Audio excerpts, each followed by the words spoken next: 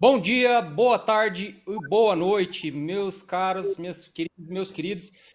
Estamos aqui em mais um episódio do ABMECcast, trazido para vocês pela ABMEC MS, Associação Brasileira de Engenheiros Mecânicos da seção Mato Grosso do Sul, com o patrocínio da Mútua, Caixa de Assistência dos Profissionais do Sistema Confiacrea.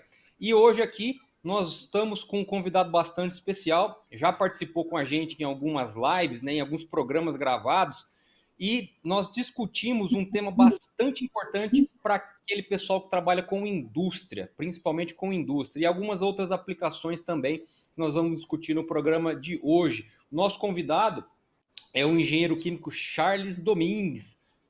Nós vamos falar um pouco sobre tratamento de água, um tema bastante importante e às vezes negligenciado pelos profissionais destes setores das indústrias que utilizam refrigeração, com fluidos, com água e demais situações. Esse que vos fala, presidente da ABMEC, Guilherme Rangel. Eu sou um homem branco, na casa aí dos 35 anos de idade, pouco cabelo, barba longa. Estou usando uma camiseta gola polo de cor verde escura. Estou gravando esse programa do meu escritório aqui na cidade de Dourados, onde é possível, onde nós temos ali uma parede de cor clara, com alguns quadros decorativos e alguns objetos ao fundo. Eu tenho na minha frente os meus monitores e meus aparelhos para gravação, né? Uma iluminação, câmera, microfone e tudo mais. Gravando presencialmente nos estúdios da Noar, em Campo Grande, os engenheiros mecânicos Marco Aurélio e André Canuto, e gravando remotamente o nosso convidado especial, o engenheiro químico Charles Domingues. Então, por favor, Marco e André, se apresentem e aí a gente passa para o nosso convidado. Olá a todos, Charles, é um prazer estar aqui contigo mais uma vez, né? Charles, nosso cliente do Mato Grosso do Sul, sempre esteve aqui com a gente, desde pré-pandemia, né? Tempo que a gente fez os eventos presenciais aqui, e estamos aí junto nessa batalha aqui. Estamos em mais um ABMEC Cast, é um ABMEC que tem o apoio, Charles, como nossos eventos do sistema Confiacrea Mútua. Esse podcast é patrocinado pela Mútua, Caixa de Assistência dos Engenheiros da Engenharia. Está aí a realização da ABMEC Mato Grosso do Sul. Bom, eu sou Marco Aurélio, moreno, alto, cabelo branco, bem branco. Estou com uma blusa branca de lista, calça jeans, apoiado sobre uma mesa de madeira. Do meu lado direito tem um banner da ABMEC, do lado esquerdo uma televisão onde eu vejo os dois convidados e o fundo do estúdio é preto. E à minha frente está o engenheiro André Canuto. Bom dia, boa tarde, boa noite a todos. Eu sou o André Canuto, engenheiro mecânico. Vou participar com vocês aqui de mais esse podcast da ABMECcast. Eu sou de pele branca, cabelo grisalho, barba grisalha. Estou usando uma camisa branca. Ao meu fundo tem uma parede preta e uma cortina preta também. E na minha frente uma mesa, no qual estou com a mão apoiada na cor madeira. Passo pro Charles. Charles, é com você. Olá pessoal, prazer estar aqui com vocês. Rangel, que já fizemos várias entrevistas. Marco Aurélio, grande pessoa que me convidou pela primeira vez para estar aí na região do Mato Grosso do Sul fazendo um evento. André Canuto, prazer. Para quem está em casa e está ouvindo, eu falo do meu escritório, estou lotado agora no Rio de Janeiro. Estou dentro do meu home office agora, olhando para os meus monitores que estão à minha frente, mesa de cor clara, atrás de mim alguns títulos, sendo que o mais importante que tem é o do Botafogo, o resto a gente estuda e aprende, aquele ali não, aquele ali a gente já é escolhido e nasce com. Tenho meu microfone, minhas caixas de som, e estou aqui para bater um papo com vocês e tentar desvendar algumas coisas, e já de pronto, assim, uma fala do Rangel sensacional, quando ele falou que muitas das vezes o tratamento de água é negligenciado. E é exatamente isso que a gente vê ao longo dos 40 anos. Eu sou da área da química, tenho 5 especializações, dentre elas engenharia ambiental, gestão ambiental, saneamento ambiental, ESG, gestão integral de águas. Sou um conselheiro do Conselho Regional de Química do Rio de Janeiro, conselheiro titular. Pertenço a algumas associações, dentre elas a Brava, o Sintratac, o Sindicato, a Asbrave, que é o Sul, e estou aqui para a gente bater esse papo e poder colaborar um pouco com todos vocês nesses 40 anos de carreira. Show de. Só para esclarecer os nossos telespectadores. Água de chuva é água de reuso? Não. Isso é um ledo engano, né? Se eu te perguntar agora se você já usou água da chuva, você vai falar para mim que provavelmente não, você tomou um banho com ela. Se você nunca usou água da chuva, simplesmente você tomou um banho com ela, então não é reuso. Água da chuva, a terminologia correta a ser utilizada é aproveitamento de chuva. Reuso, não importa a origem, é toda e qualquer água que passou por um processo, até que seja doméstico, por exemplo, né, ou industrial, ela sofreu um processo de tratamento específico, com uma classificação específica, para que ela seja utilizada de alguma forma numa edificação, numa casa, para suprir como insumo, na maioria das vezes, em processos não nobres, ou seja, não é uma água para consumo humano, tá bom? A chuva, não. Chuva é aproveitamento. Quais são os principais desafios enfrentados no tratamento de água de condensação em sistema de refrigeração? O primeiro deles, o Rangel acabou de falar para a gente, é a negligência, né? É achar, eu milito aí há 40 anos, lógico, né? Eu não nasci especialista, mas de uns 15 anos para cá, sempre como consultor, né? E o que eu mais vejo hoje, e já via no passado, era as pessoas acharem que água é H2O. Esse é o primeiro engano, tá? Água não é H2O. Água é H2O com um monte de coisas orbitando no entorno da sua molécula. Quer ver por quê? É só você ver o café que você tomou de manhã. Um dia era água, através de um processo, né? Convecção, filtração, seja lá o que for, o café ficou amarelo porque ele adquiriu a cor do café e a água passou a não ser mais água. Passou a água com um monte de partículas de café dissolvendo tudo na sua molécula. Café e outras coisas mais, é claro. Aí, para completar, você coloca o açúcar ou adoça mais uma coisa dissolvida na molécula de água, né? Então, qual é o maior desafio? O maior desafio é as pessoas não conhecerem, achar que a água é tudo igual e adquirirem programas de tratamento baseado ou no vizinho, ou no colega, ou ouviu falar em algum dia. Se me permite até esticar um pouquinho mais, o que eu mais falo em cursos, em palestras, em congressos, é que o tratamento de águas ele precisa ser personalizado. Se você não customizar o programa de tratamento de águas, você está fadado ao fracasso, né? Em vão é todo o investimento que o cliente acha que está fazendo, o usuário, e até porque não dizer o próprio tratador, né? Quando você não conhece algumas coisas no meio desse caminho.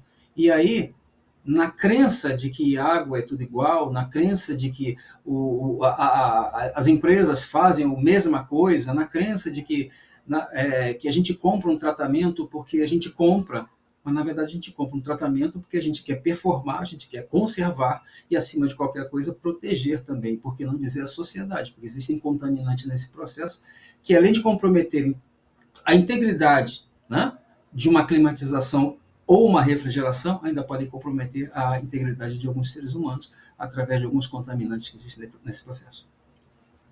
Charles, mas como sensibilizar a população a respeito dessa diferença de água, se nós temos uma população massivamente que, quando tem um problema no veículo dele de casa, que baixa a água do sistema de refrigeração, ele não usa uma água desmineralizada, ele pega a água da torneira dele, tá cheia de cloro, e coloca dentro do carro dele, contamina e causa diversos problemas no sistema, radiador e motor. Tudo. Como que a gente consegue sensibilizar essas pessoas de que a água não é toda igual e de que ela precisa dos tratamentos adequados?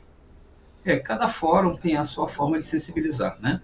Por exemplo, quando esse é um fórum agora, né, produzido pela ABMEC Mato Grosso do Sul, que está atingindo muitas pessoas, não hoje, mas vai atingir para frente, porque isso é gravado, e esse podcast ele tem um cunho de sensibilizar o ser humano, né? Do que fazer, ou melhor, do que não fazer. O que fazer, ele consulta um especialista, é por isso que nós todos estamos aqui. Isso se aplica para você, para o Marco, para o Rangel, e a várias pessoas que estão ou vendo a gente. Como fazer isso chegar à população? Através dessa ferramenta que estamos usando aqui, através de congressos, através de estudos, através de orientação dos próprios fornecedores, porque às vezes é muito simples, o André. Quando você chega num cliente, né, eu vejo isso, né? Você chega num cliente, às vezes o fornecedor, Eu falo isso com muita tranquilidade, porque além dos 40 anos de carreira, a gente está numa condição hoje de auditor, de perito, de consultor, né? E a gente vê muita coisa. E o que a gente vê? O mesmo programa de tratamento, seja para água consumo, seja para geração de vapor, seja para água de refrigeração, água de ar-condicionado, o mesmo programa de tratamento usado, por exemplo, no Mato Grosso do Sul, é usado em Cuiabá. Ah, mas a região é próxima, a região é a mesma. Mas, às vezes, por falta de conhecimento, o cliente acaba contratando aquilo e a reboque vem um monte de problemas, seja para o usuário, seja para o tratador de águas. Onde está o problema de tudo, isso tudo, e onde as pessoas, com o tempo, acabaram achando que o tratamento de águas era tudo igual, se tratar água nem sempre era necessário. Pessoal, aqui olhando bem para a câmera, eu estou com 40 anos nisso, dos 59 anos de idade que eu tenho. Eu sobrevivo há 40 anos tratando águas. Né? Eu pago os meus boletos tratando águas. Eu oriento pessoas no Brasil hoje da necessidade de tratamento de águas. Agora, para você assimilar isso, você precisa entender que a água não é tudo igual. O André acabou de falar, poxa, eu pego uma água da torneira, coloco no radiador do meu carro. Muito provavelmente você está fadado a ter aceleração de processo corrosivo, dependendo da característica de água. Ou você tem aceleração de processos incrustantes, que vai, da mesma forma, vai isolar termicamente a troca a água do seu radiador e você vai gerar problema de aquecimento no seu veículo. Nós estamos pegando aqui um gancho de veículo. Como é que a gente chega nisso, o André? Fazendo isso aqui, divulgando em congressos. Hoje, né, eu costumo dizer nos eventos, congressos, palestras, agora no congresso, a gente participa tive a honra de ser presidente do Combrava, no último congresso da Brava. Eu tenho a honra de ser um dos palestrantes principais das Brave, lá no Mercofrio, que vai acontecer ano que vem. E a gente sempre está colocando o seguinte, instrução. Cada vez mais nós precisamos instruir a população. E instruindo a população, instruindo o usuário, é que ele entende que se ele não conhece, se ele não sabe, ele tem que buscar quem conhece. E assim a gente começa a desmistificar isso. Águas, ele é protagonista nos processos industriais. Ele não é coadjuvante. Se nós pararmos para pensar aqui, o que seria da cerveja sem a água? Mas essa água é matéria-prima. Tá bom. Mas o que seria de uma indústria, de uma fábrica, sem uma água de geração de vapor? Ela passou a ser insumo. O que seria de uma fabricação de remédios sem uma água especializada para aquilo que chama, a água que chamamos WFI, Water for Injection? O que seria de uma fábrica de cosméticos se não tivesse a Pure Water, que é PW? E o que seria de uma água potável se não tivesse uma portaria, que é a 888 de 21, determinando o grau potável dela? Então, só por aí, por que eu falei isso tudo? Para tomar o tempo do ouvinte? Não, para mostrar que existem várias águas. Não é pegar água da torneira e botar no seu radiador. Pode até ser que dê certo. Mas a gente não pode jogar com o achismo, com a dúvida, com o improviso. Existem pessoas capacitadas no mercado de trabalho para isso, assim como existem os engenheiros mecânicos, engenheiros químicos, o agrônomo, assim como existem os biólogos, os médicos, os especialistas, os cirurgiões. Também existem especialistas em água, é uma questão de consultar como se fazer a coisa e entender que a água não é tudo igual e que nem toda água é para ser colocada em qualquer lugar. Beleza. Charles, e quais produtos químicos que são normalmente usados para tratar água de condensação e de circuitos de água gelada? E quais são as suas funções? Na verdade, vamos fazer a conta ao contrário. Para que serve um programa de tratamento? Né? Quando você tem lá condensação, eu vou inclusive alongar um pouco, né? Condensação e refrigeração, que a gente tem lá uma torre de refrigeração, né? Um condensador evaporativo, a água, é claro. Quando você tem uma torre de condensação, a água. Teoricamente, nós temos 3 problemas básicos. Claro, na esteira desses problemas básicos, várias ações precisam ser feitas e conhecidas e estudadas para minimizar a não conformidade. E quais são essas não conformidades? Para mim poder responder a sua pergunta, Marco. A primeira, aceleração de processo corrosivo. Todo e qualquer metal, ele vai voltar à sua origem. O criador é perfeito, não tem como ele não voltar à origem. Tá? O que o tratador de águas faz, o que a tecnologia faz, o que os produtos fazem é desacelerar o processo corrosivo. Logo, esse é o primeiro. E para desacelerar o processo corrosivo, são utilizados inibidores de corrosão, né? A gente fala genericamente, não dá nome aqui às coisas, mas os inibidores de corrosão são vários, os fosfatos, polifosfatos, são pessoal, componentes ativos, tá? A gente não está dando nome comercial. Então, são vários. A função dele é desacelerar o processo corrosivo. Para isso a gente tem como mensurar, para isso a gente tem como avaliar, para isso a gente tem como analisar e para isso a gente tem também como avaliar performance. Outro problema além da corrosão, que é a perda de massa, é o ganho de massa. E qual é o ganho de massa? Quem é que nunca falou a palavra incrustação na vida, né? Apesar de que muita gente confunde a incrustação com deposição. Mas as incrustações elas acontecem em função da qualidade de água. Então existem produtos, controles analíticos, controles de remoção de água, também para controlar esses processos que são os incrustantes. E, Marco, o que eu considero, eu respondi essa pergunta semana passada, eu acho, num palestra, um evento, que me perguntaram qual era o problema principal na minha ótica, a parte microbiológica. Por quê? O lado microbiológico, além dele ser um contaminante para o processo, isola termicamente qualquer troca térmica, qualquer troca, ele isola. Além disso, ele é um cara que para você combater o excremento, o resultado dele acaba gerando várias deposições, vários sedimentos. Quem é que nunca limpou uma torre, né? Uma caixa d'água de casa. Quando você vai uma caixa d'água, ela está amarelada, avermelhada, depende da característica da água, depende do contaminante. E você tem aquela lama lá no fundo, você fala, nossa, eu bebi isso. Não, isso estava dissolvido e com o tempo sedimentou. E também um processo corrosivo. Então, veja, a corrosão, a incrustação e a parte microbiológica, que além de isolar termicamente qualquer processo, ela também acelera o processo corrosivo. Para fechar, só para você ter uma ideia, existem N bactérias, a gente aqui não vai querer criar a teoria, né, do terror, porque muitas bactérias são nocivas realmente ao ser humano, mas existem bactérias que aceleram o processo corrosivo, como, por exemplo, o que nós chamamos da Ferrobacter, que é uma bactéria que acelera o processo corrosivo. Ela é específica de onde? De qualquer lugar. E uma outra bactéria é a bactéria redutora de sulfato, né? Existem sulfatos na água, ela faz uma reação química consumindo esse sulfato, o que nós especialistas chamamos de redução de sulfato para sulfeto e eto. Tudo que é eto corrói. Haja vista que o cloreto de sódio, ao nível, né, a água do mar, a névoa salina é composta por cloreto de sódio, eto, tudo que é eto é sal, né? E ele oxida com muita facilidade também. Então, assim, claro, guardando as proporções, porque todo super-homem tem uma criptonita, né? E cada metal tem um seu. Mas o principal hoje, Marco, é isso, é inibir processo corrosivo, inibir, guardem sempre essa palavra, evitar processos incrustantes, porque a gente consegue evitar através de produtos e metodologias, e formatação de programas de tratamento, e controlar o processo microbiológico. Por que eu falo controlar? No nosso ambiente, ele tem componentes microbiológicos. A questão é que eles têm que estar sob controle, porque a gente não tem um ambiente estéreo, a gente não tem um ambiente classificado quando você tem uma torre de refrigeração ar-condicionado. O que nós temos é um ambiente que necessita uma quantidade de bactérias ser controlada dentro do veículo água. O Charles, só aproveitando... Peraí, Marcos, só aproveitando esse gancho, né, que a gente está falando das possíveis consequências, como é que a gente consegue evitar isso daí, né? Processos físico, processo químico, filtragem, membrana, ultrafiltração, como é que a gente evita hoje? A pergunta é mais no sentido assim, o que a gente tem de estado da arte quando a gente fala, é claro que cada consumidor tem o seu perfil, mas o que a gente tem de melhor hoje em dia e se esse melhor é o mais usado para esse tipo de tratamento, né? Visando a minimização da oxidação, da incrustação, da cultura microbiológica, enfim.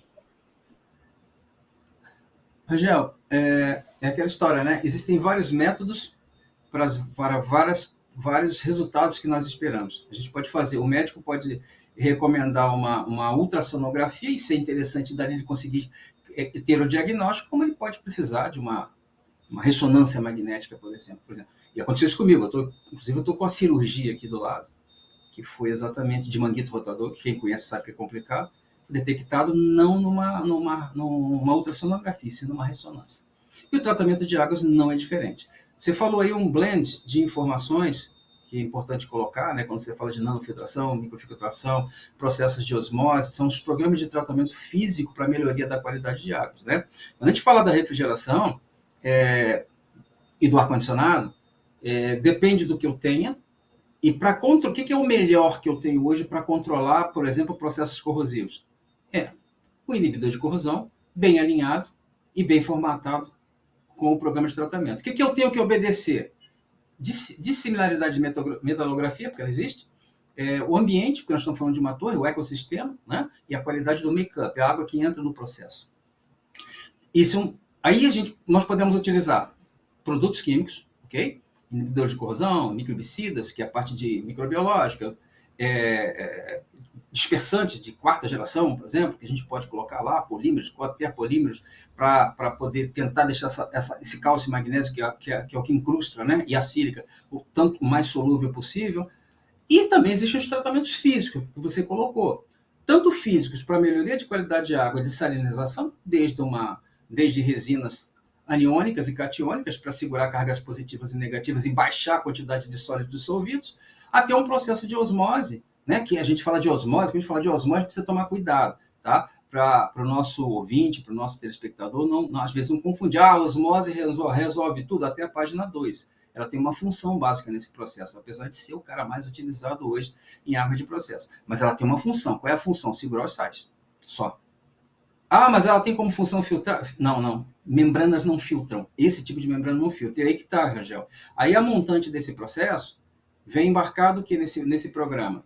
Filtros para segurar cargas sólidas. No meio do caminho você tem cloração para segurar a carga orgânica, decloração para tirar o cloro na água, porque esse cara pode romper as membranas. Você tem filtros com compostos para remoção de ferro, né? Então, assim, manganês, se a água, por exemplo, se a gente for destinar essa água para uma lavanderia, a gente não pode ter manganês em água para lavanderia. Olha que legal, né? Eu posso, às vezes, ter manganês numa água de processo para a torre, mas não tenho que ter água, não posso ter esse manganês lá, que vai gerar um problema. Então, assim, existem vários compostos, vários equipamentos, vários legos que a gente pode montar para melhorar a qualidade de água de reposição. Por exemplo, uma geração de vapor, eu tenho que tirar o oxigênio da água.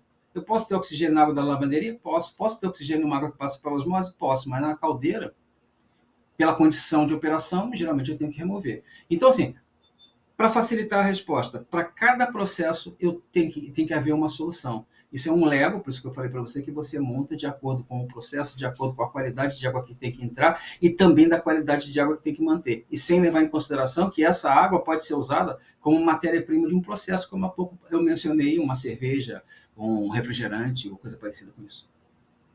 Show de bola. Pegando esse gancho aí, eu há 20 anos atrás, eu estava fazendo as contas aqui, faz uns 20 anos, eu participei de uma visita técnica numa cervejaria ali no Vale do Paraíba, que eles faziam captação de água de processo do próprio Rio Paraíba.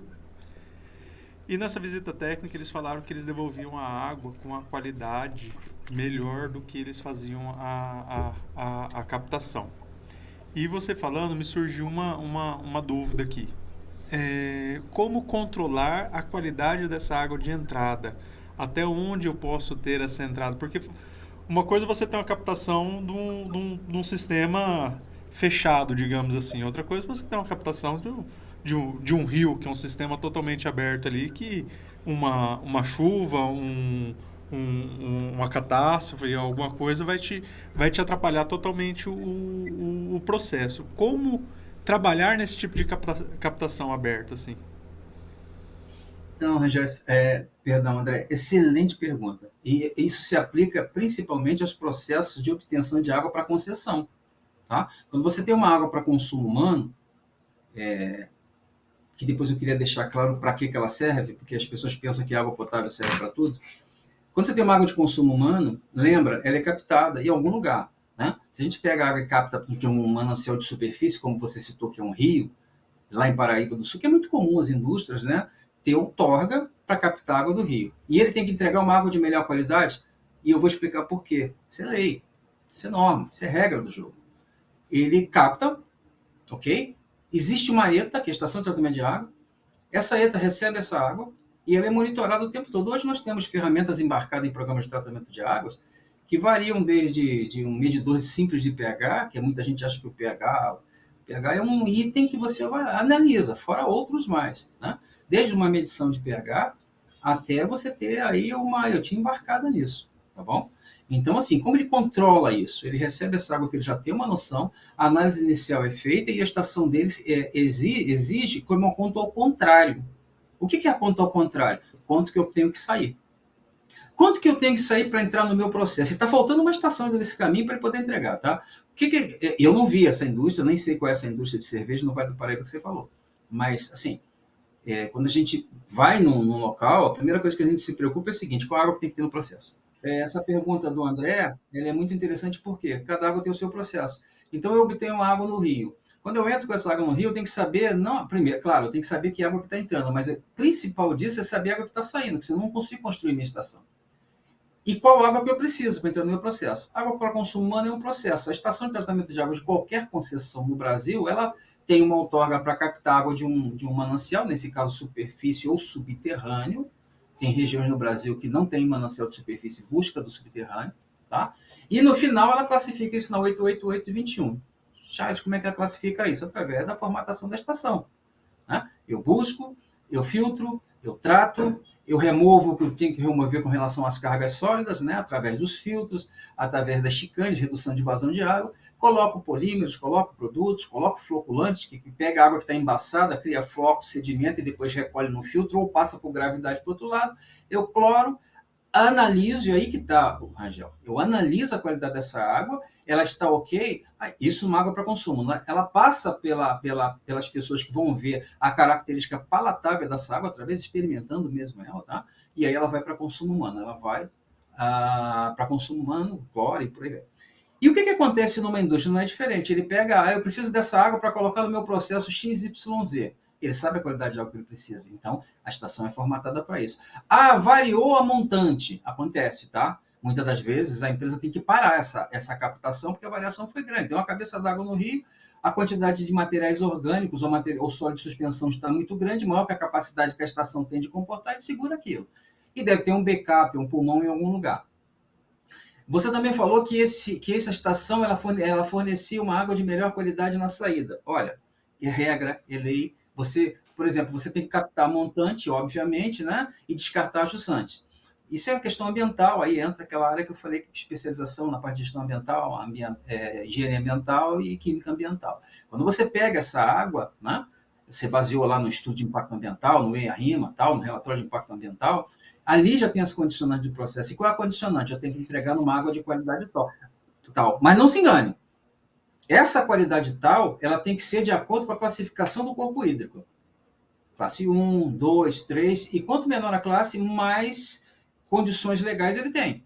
Então, legais que eu digo de qualidade, tá? E não se espantem com cor, não se espantem... Por exemplo, a água do Rio Negro ela é negra, em função de condições orgânicas, principalmente na floresta amazônica. Então, mas a característica da água é negra. A Águas do Amazonas, naquele caso, que é a concessionária local, a empresa detentora da outorga de exploração e explotação de água para a população, ela transforma aquela água negra numa água clara. Essa indústria, por que ela entrega uma água de melhor qualidade? Imagina, eu capto antes e entrego uma água ruim depois. O que vai acontecer? O vizinho lá da frente vai pegar uma água de qualidade ruim. O custo da água, do metro cúbico de água, vai ser muito mais caro. E já pensou se todos seguirem essa sequência? Seria o quê? Um efeito dominó. No final, quem está no final desse rio não tem captação de água alguma, porque a água vai ter qualidade péssima. Então, para você receber a outorga, uma das principais condições é você vai receber nessa qualidade e vai devolver, no mínimo, numa qualidade que o vizinho possa captar e tratar. E da mesma forma, o vizinho vai captar, tratar e devolver. Por quê? Se ele não fizer isso, ele vai gerar um impacto ambiental. E dentro desse impacto ambiental, isso vai virar uma reação em cadeia. Entendeu? Então é por isso que ele é obrigado a fazer isso. Dá para fazer isso, é claro, da mesma forma que ele recebe, por isso que eu falei que faltava uma estação. E a pergunta que o André fez foi muito boa. No final, eu tenho que ter uma estação de tratamento de águas ou de efluentes. Ok? Por isso que hoje já se reutiliza muito mais água numa planta industrial, principalmente, mas a gente está falando aqui de shopping center também, nós estamos falando hoje de condomínios. A preocupação é grande por dois motivos: financeiro e sustentável. Né? Imagina se essa indústria que você falou, ela jogar 100% da água que ela consome, 100% não, mas 70%, 80% dessa água que ela consome fora. Para que se eu vou ter uma estação de tratamento? Então, dentro dessa estação de tratamento, você formata mesmo para que você possa ter o reuso em áreas menos nobres. Mas mesmo que não seja assim, que ele queira jogar isso no corpo hídrico de novo, ele tem que melhorar essa condição, porque tudo que ele inseriu na água através do seu processo, ele precisa remover. Então, tecnicamente, a qualidade de água vai ser muito parecida ou melhor do que a água que estava montante. É mais ou menos por aí. E lembrando que isso é uma condicionante. Se ele não fizer isso e o órgão ambiental local vê que ele está acima das condicionantes permitidas, automaticamente ele tem as sanções cabíveis para estados e municípios. Show. Ô, Charles, só aproveitando. Aqui, o Rangel. Charles, nós estamos tomando água da época dos dinossauros, Charles? É verdade isso? Não, isso é assim, Marco, existem muitos paradigmas que a gente precisa quebrar, tá? Quem criou o mundo é perfeito, a gente que estragou tudo. Nós temos 3 características de água básica, tá? Água salgada, água doce e água salobra. É isso que a gente tem no planeta. Nós aqui no Brasil somos detentores de 12% de toda a água doce do planeta, tá bom? Mas isso não é ad eterno.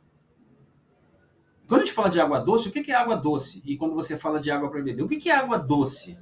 Água doce é aquela que passa dos mananciais de superfície. E como essa água se renova? A água não vai acabar. Quem fala que a água vai acabar é louco. Ela não vai acabar. Senão já teria acabado há muito tempo. Né? Desde que tinha uma população com uma pessoa no planeta Terra, até 8 bilhões de pessoas, a água não acabou ainda. O que está terminando no mundo é a água doce. Por quê? Corpos hídricos superiores, de superfície, poluídos. Aí a gente está começando a perder essa característica de água, mas não a quantidade de água, porque a renovação da água é do ciclo hidrológico. Daí, respondendo a sua pergunta, Marco, o que é o ciclo hidrológico? É a água que você evapora, água que passa pela evapotranspiração de animais e plantas, se aloja na troposfera e precipita, que é o que nós chamamos de precipitação pluviométrica, chuva.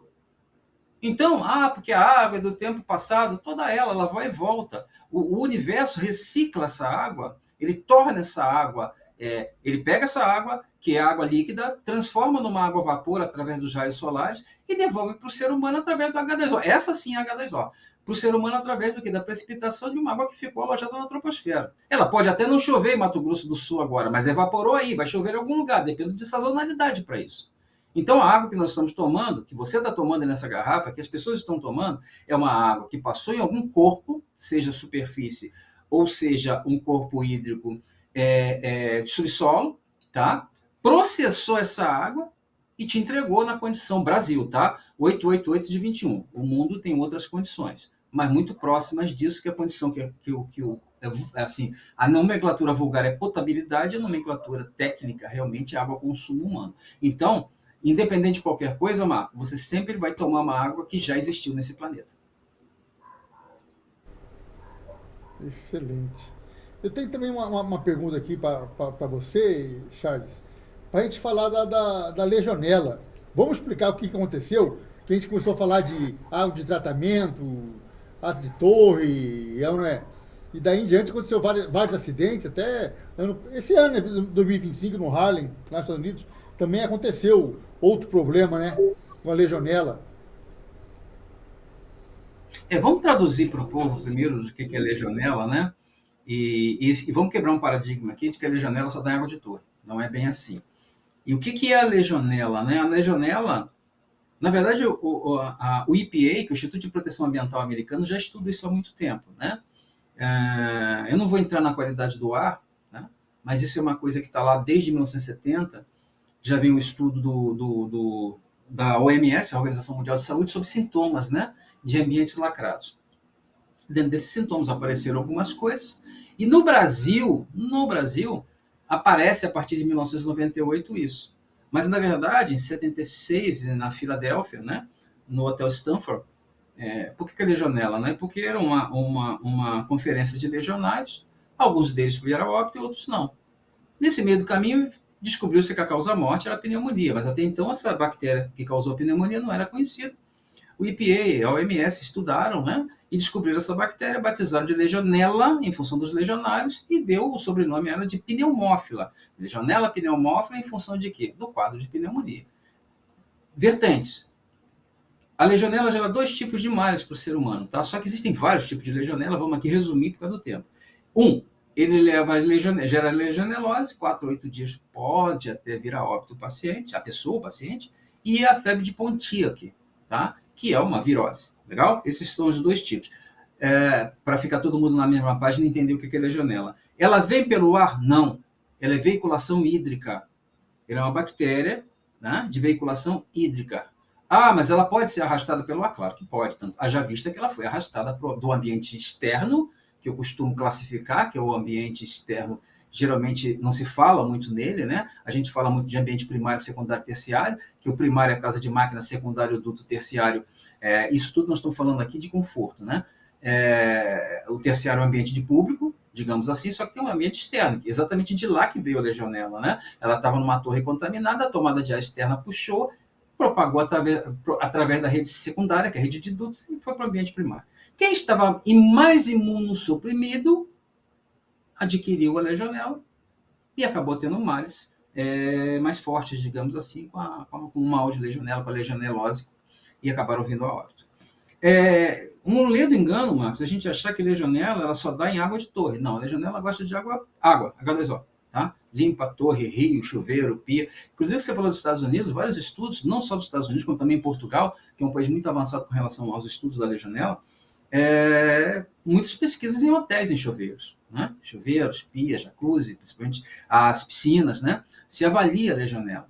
Como a legionela, naquele momento, ela aconteceu nas torres, ela foi das torres para dentro do ambiente interno, aí criou-se esse paradigma de que legionela era da torre. Claro, as torres elas têm probabilidade de contaminação, já visto o ecossistema cujo qual elas estão instaladas. Mas a legionela é uma bactéria de veiculação hídrica. Então, as pesquisas de legionela necessitam ser realizadas em águas, seja de torre, seja de pia, seja de chuveiro, seja do que for. Tá bom? É mais ou menos essa definição, Marcos. Eu não sei, eu acho que eu falei muito, não sei se eu respondi a sua pergunta. Respondeu perfeitamente.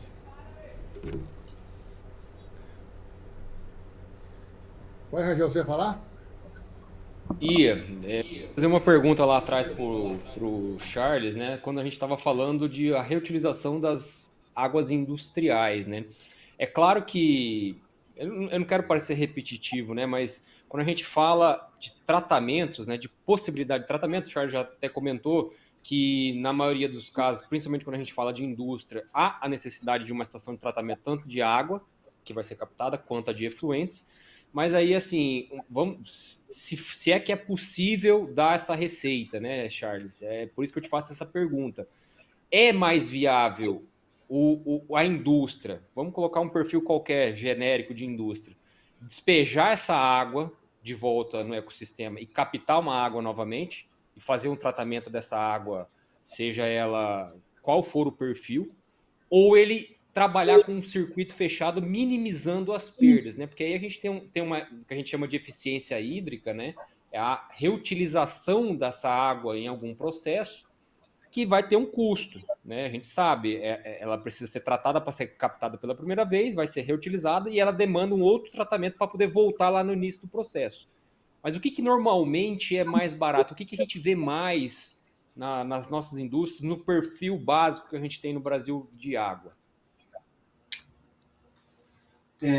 Assim, como eu vou te responder isso? Depende muito do que você tem no seu processo. Como, por exemplo, se você tem um processo, vamos aqui analisar todos nós aqui, nós, o ouvinte ou o telespectador e todos nós aqui, vamos analisar uma indústria, por exemplo, de plásticos. Estou chutando aqui, uma indústria de plástico. Passou do seu processo, ele gerou um contaminante, ele fez um tratamento e devolveu para o processo dele. Analisando a parte de custos. Analisamos a indústria de plástico, agora vamos analisar uma indústria, por exemplo, um abatedouro. Olha a quantidade de carga orgânica que ele vai ter em todo o processo, que ele vai gerar em todo o processo, e ele vai ter que tratar isso tudo antes de disponibilizar no corpo hídrico. Se a gente parar e pensar, ele já removeu carga orgânica, ele já removeu cálcio em excesso, porque a ave tem muito, ele já removeu o contaminante que nós chamamos de DBO, que é a demanda bioquímica do oxigênio, demanda química do oxigênio, ferro. Sabe, Rangel, ele removeu isso tudo e transformou essa água quase numa condição para reutilizar de alguma forma, não nobre, no processo dele. Claro, essa água não pode ser colocada de novo no abate, mas ela pode ser colocada de novo, por exemplo, desde que bem classificada, na refrigeração, nas torres. Né? E nem todo mundo consegue ter um circuito fechado. E ele, às vezes, consegue colocar isso nas torres. Lembrando que a evaporação é um dos maiores consumidores de água de um processo de refrigeração de ar-condicionado que utilizam torres, ou que utiliza condensadores evaporativos para aqueles que são da indústria. Então, partindo do pressuposto de que eu tenho que dar uma qualidade de água melhor do que a que entrou, Não é mais fácil eu classificar essa água e reutilizar? Ou seja, o meu efluente vai ser quase zero, eu vou ter menor impacto ambiental no meio e vou ter um menor impacto financeiro também reutilizando essa água em um ponto, já que eu melhorei a qualidade dela, levando em consideração aquela indústria que você falou, de melhorar a qualidade de água com relação ao montante, capta de uma qualidade e melhora essa qualidade para poder disponibilizar no corpo hídrico, para que eu vou jogar isso fora? Isso é uma questão de inteligência, é questão de payback. Eu pego essa água, quanto custa essa água que eu vou jogar fora? Tanto. Quanto custa para melhorar? Tanto. O que é mais fácil? Tipo, mandar 30%, 40% do volume que eu captei fora ou captar menos água, melhorar menos a condição dessa água, porque eu capto menos água e reutilizar esses 30% que eu ia jogar fora. É uma questão de custo-benefício, uma questão de payback, uma questão de ROI, de retorno sobre o investimento. E na maioria das vezes as indústrias elas buscam reuso de águas por duas características. A primeira, dinheiro, grana, economizar, né? Porque tratar para jogar fora talvez não seja inteligente. Vamos tratar para devolver para o processo. E todo e qualquer processo ele tem demanda para essa água. E segundo, questão sustentável, né? As indústrias hoje elas têm sistema de gestão ambiental, principalmente, elas buscam certificações, green certificados, elas buscam várias coisas que, através dessa iniciativa, ela consegue se classificar como indústria de baixo impacto ambiental. Então, assim, é um TAC, é um termo de ajustamento de conduta, é isso? Não, não é um TAC, mas é uma questão para que ele tenha qualidade e a qualidade andar de braços dados, qualidade ambiental que eu digo, né? Andar de braços dados com economia. Porque se ele capta 100 litros de água, hipoteticamente falando, pessoal, e disponibiliza no efluente dele para o rio 40 litros de água, por exemplo, ele tem que tratar isso. Se eu trago esses 40 litros de água e consigo embuti-la no meu processo, eu não vou captar 100, eu vou captar 70. Vou melhorar bombas, vou melhorar insumos químicos lá atrás no processo, o montante da estação de tratamento, vou jogar menos água fora, menos elétrica e questão ambiental num plano bastante elevado dentro dessa indústria. Por isso que a maioria delas fazem isso. Exatamente. Então, isso aumenta a eficiência energética de um sistema, essa água de reuso, ou é pior? Não, ela pode...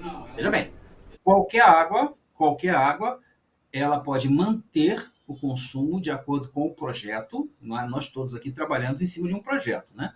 Ela pode manter a expectativa. Agora, qualquer um tratamento mal alinhado, ele vai dar prejuízo. Não só prejuízo em perda de equipamento, perda de processo, como também a tua eficiência energética vai para o espaço. Tá? Isso é bom você falar agora, Marco, porque as pessoas que compram o programa de tratamento de águas, elas não compram só para poder performar e manter os equipamentos funcionando.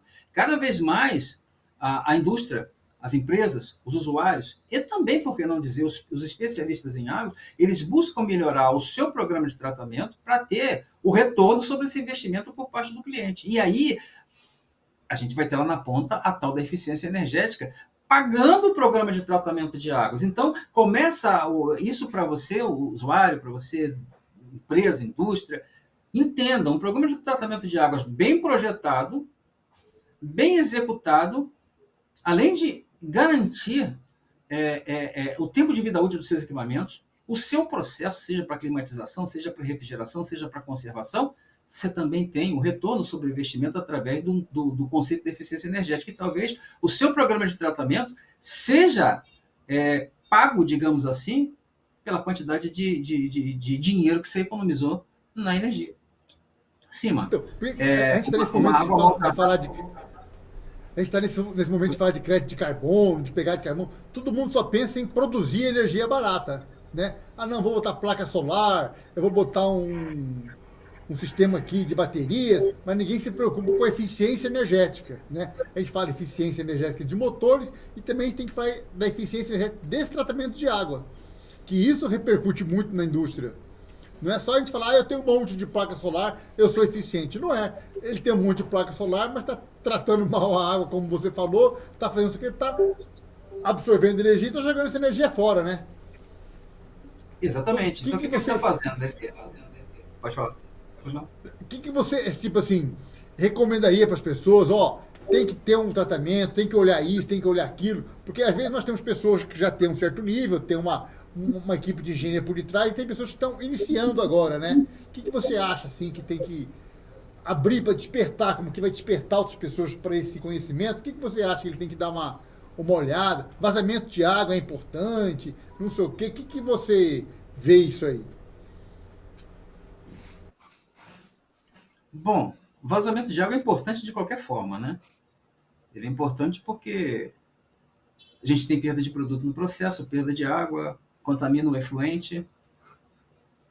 Então, assim, a gente tem o vazamento é um problema. Mas, assim, se o cliente, o usuário, ele quiser entender aonde realmente está esse problema dele, da eficiência energética, Marcos, levando em consideração condensadores, evaporadores e trocadores de calor, seja ele para frio ou para quente, se não houver troca térmica, o processo vai ser complicado e, acima de qualquer coisa, você vai ter muito gasto de energia. Então, o processo de troca térmica ele é imperativo. E para ter processo de troca térmica, fazendo essa análise pelo lado do tratamento de águas, eu preciso ter condensadores de placa, condensadores de Sharon Tube, trocadores de calor, condensadores evaporativos limpos, sem isolamento térmico, e isso é o programa de tratamento bem alinhado que faz, para que a gente tenha a troca da água com o fluido, seja amônia, seja o fluido refrigerante XYZ, não vamos entrar aqui no mérito. Por quê? Não tem troca, a máquina funciona mal, até parar, né? Se parar, já entra o problema da produção, hein? Né? Seja de frio, seja de ar-condicionado, seja de vapor. E isso serve para as caldeiras também. Se o teu tratamento não está funcionando lá nas caldeiras, você tem, além do risco de perder tubo, além do risco de outros problemas com caldeiras, se vocês quiserem ver, entre aí no YouTube e busque caldeiras explodindo, né? Você vai ter fogo no tubo, levando em consideração a flama tubular, né? Fogo no tubo, fogo no tubo, fogo no tubo, e muito cálcio e magnésio envolvendo esse tubo, formando uma camada. A água não consegue receber o calor do fogo. O que vai acontecer? Você vai botar muito calor, vai gastar muito gás, ou vai gastar muito combustível, seja ele madeira, seja ele diesel, que eu espero que seja gás natural, né? E você não vai ter troca.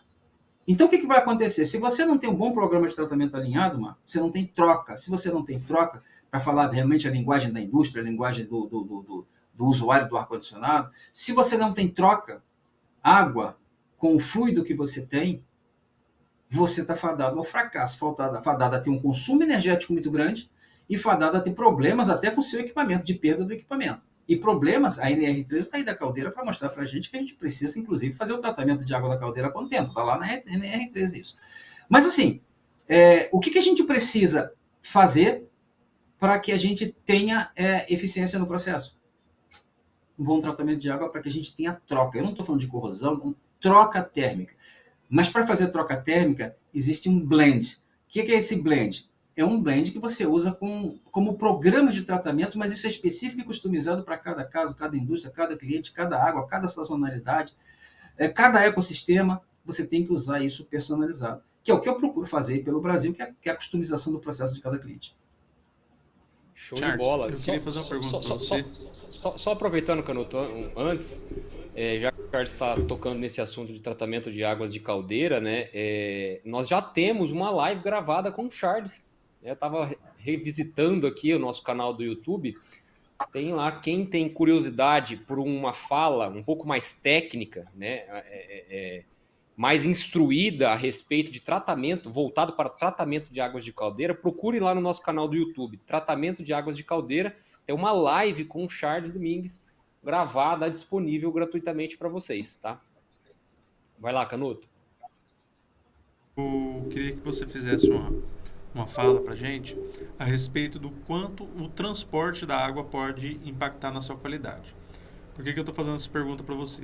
Mês passado eu fui visitar uma fábrica de gelo aqui em Campo Grande, que ele utiliza para fazer gelo para consumo a água da concessionária.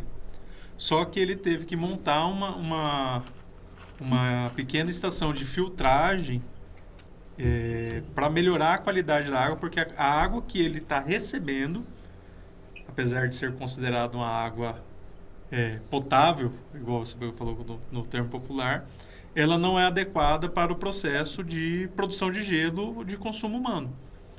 Então, assim, o quanto esse transporte vai impactar na qualidade da água, porque assim, a gente pensa, estou falando num caso específico de uma fábrica que utiliza água no processo não só no processo de fabricação, mas no processo final do produto dela, o que vai ter impacto isso na indústria? Porque muitas vezes a gente vê que a indústria prefere ter uma captação própria e fazer o tratamento da água do que receber uma água tratada que vai ter uma qualidade que ela vai precisar ter que se adequar aí. O Brasil é um país continente, tá? Em dimensões continentais. O Ministério da Saúde, quando ele fez essa regra da Lei de Qualidade de Água, que já é antiga, né? Nós tivemos a portaria 2914, que foi 2011, agora a 888, que é de 21. Na verdade, é o upgrade, né? Com relação à qualidade de águas.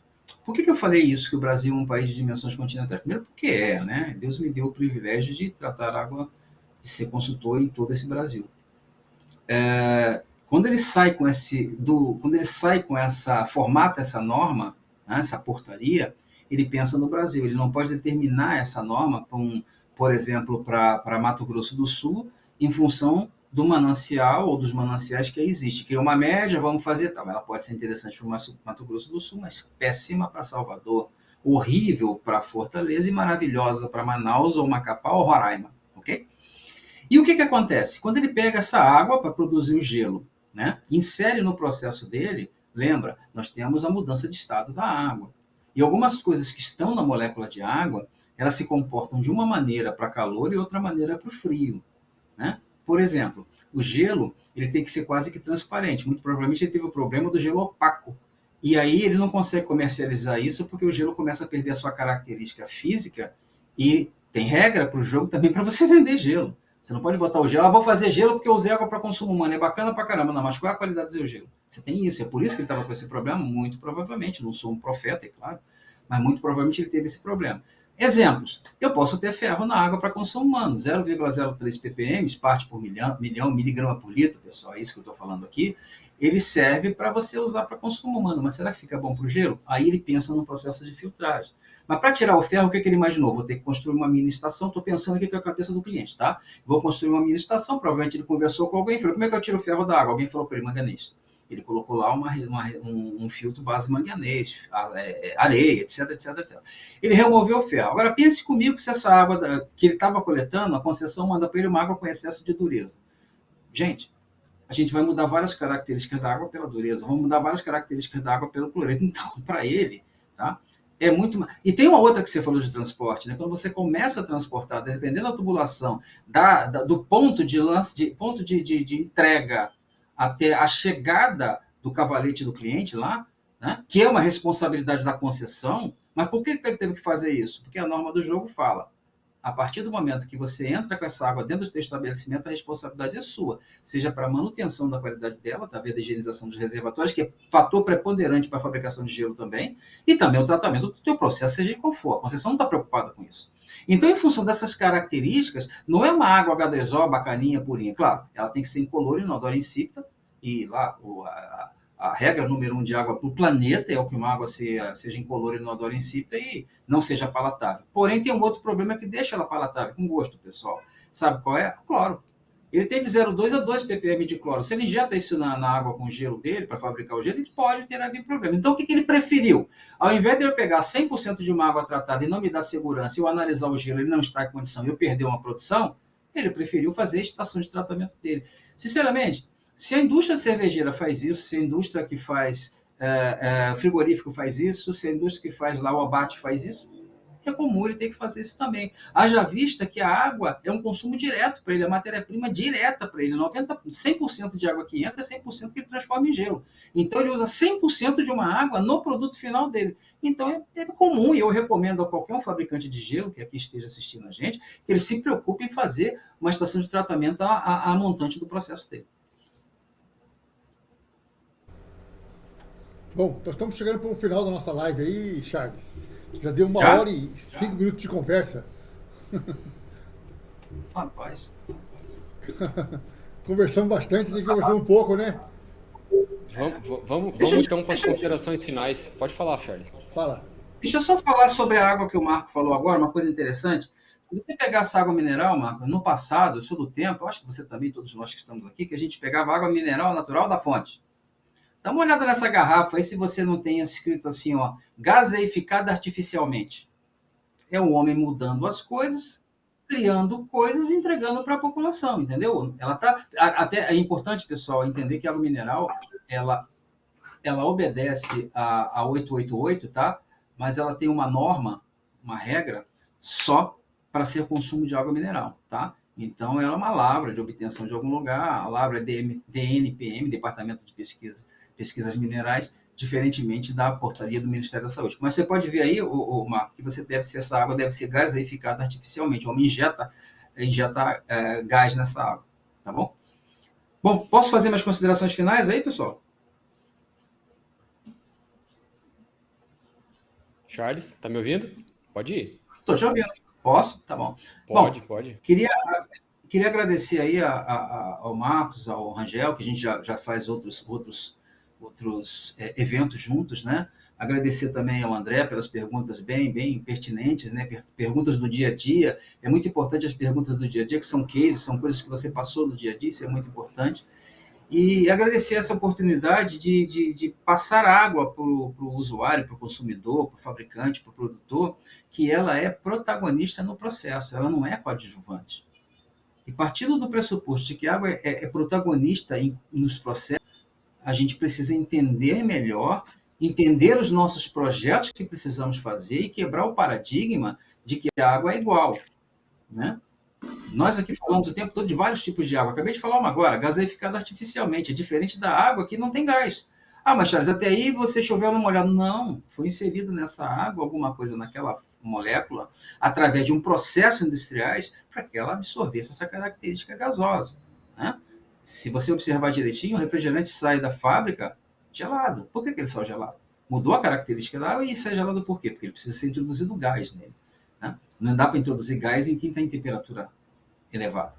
Então, são coisas que acontecem na nossa refrigeração. Pô, gente, a gente tem lá, né, amônia, tubo de aço carbono, produção que depende daquilo. Lembra, o vazamento de amônia é um prejuízo, a gente precisa de um processo para tratar aquilo, né? A contaminação de amônia, então, piorou. Ar-condicionado, as carbono e cobre, a gente para aquilo, a gente pode parar um hospital, pode parar um centro cirúrgico, pode parar um shopping na virada do ano, enfim. É mais do que importante nós entendermos o processo que temos, você consultar aí um especialista, para que ele faça dele início o programa de tratamento de água, igualzinho você fez com o processo da sua fábrica, da sua indústria, do seu shopping, do seu hospital, da sua casa de máquina, das suas máquinas, da sua rede de dutos, da sua rede de obtenção de água, enfim. Façam projetos de tratamento de águas e entendam. Não é tudo igual. O problema que o Marcos falou no início da fala é que as pessoas não conseguem entender que água não é tudo igual. Obrigado, pessoal. Show de bola. Pessoal aí no estúdio, Marco e André. Falar, discutir as coisas, né? E esclarecer as dúvidas, porque existe muita sombra quando a gente fala de assuntos técnicos, né? Para que eu vou contratar um especialista de água?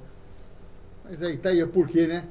A gente que fala de eficiência energética, carbono neutro, o pessoal não olha por esse prisma, acha que é só produzir energia barata, né? E quando você fala aí de amônia e de tudo, eu quero só ver o que vai acontecer com o pessoal usando essa amônia para transportar esse hidrogênio todo que eles estão querendo fazer, né? Quando a gente vê falar que a melhor maneira de transportar hidrogênio é amônia, eu já fico pensando, falei, opa, pode ser melhor, mas não é a mais segura, né? Mas vamos lá, tamo aí. Charles, muito bom, Charles. Canuto. Muito obrigado. Bom, Charles, muito obrigado pelos esclarecimentos aí. É aquela questão, né? Nós que trabalhamos na área técnica, a gente sabe diferenciar as coisas, mas no senso comum, a água é tudo igual, a área é tudo igual, e as pessoas acabam criando muitos mitos aí de que é algo precioso, é algo caro, os trabalhos que a gente desenvolve, muito pelo contrário, né? É um trabalho justamente para evitar custos, para evitar riscos, evitar problemas de saúde. Obrigado pelos esclarecimentos que você nos trouxe hoje aqui. Show de bola, show de bola. Charles, em nome da ABMEC, a gente agradece, né, esse tempo que você dedicou para a gente, nesse dia gravando esse conteúdo que é bastante importante, né, como a gente já comentou, muitas vezes negligenciado, né, você mesmo na sua fala final A água é um ator principal nos processos industriais, tem que ser tratado dessa forma, né, tem que ser entendido desta forma, e para isso existem profissionais especializados, né, como você, os profissionais da Brava, a cada um dos setores que utilizam a água, né, como insumo, como objeto para ser trabalhado, né, para gerar calor, para gerar frio, para gerar movimento, tem todas as aplicações industriais que a água pode ser utilizada. Importantíssimo também que a gente não pode deixar de citar é a questão dos impactos ambientais, né? Que a gente, como você comentou, né? A água doce no mundo está acabando. Não a água não está acabando, mas a água doce está acabando. Então, é uma questão que a gente, principalmente nós da ABMEC, sempre gostamos de bater na questão do meio ambiente, né? A indústria, o ser humano trabalhando e qual o impacto ambiental que isso tem, né? E a água a gente não podia deixar de discutir também, até por isso que nós trouxemos esse tema para esse projeto, né, do ABMEC Cast. E aí, novamente, eu faço o convite para os nossos telespectadores, para o nosso ouvinte, caso queiram uma fala um pouco mais técnica, uma explicação um pouco mais aprofundada tecnicamente, principalmente no que diz respeito a águas para caldeira, nós temos um programa gravado com o Charles, tá? Tá lá no nosso canal do YouTube. Esse programa só no canal do YouTube, nosso, né? Esse podcast vai para o nosso canal do YouTube, mas também vai para o Spotify, tá? Mas quem quer um pouquinho mais de informação técnica pode consultar lá. E nessa também a gente não pode deixar de agradecer o nosso patrocinador, a Mútua, né? Caixa de Assistência dos Profissionais do Sistema Confiacrea, parceiro nosso na realização deste projeto. No demais, agradeço novamente e nos vemos numa próxima oportunidade. E aí, um salve de palmas em libras